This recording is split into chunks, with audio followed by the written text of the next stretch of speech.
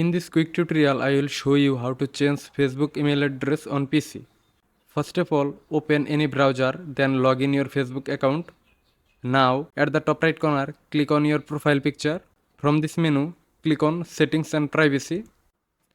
Now click on Settings.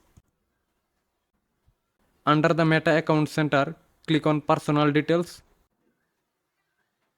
Now again click on Personal Details. Now under Personal Details, click on Contact Info. To delete Gmail from your Facebook profile, you have to add another Gmail first. To add another Gmail, click on Add New Contact. Now click on Add Email. Enter your new Gmail address here. Click on this checkbox. Now click on Next.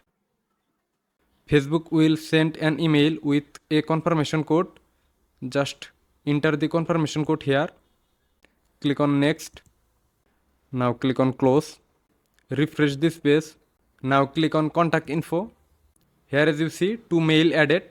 Now you can delete your old email. Click on old email. Now here as you see, delete Gmail.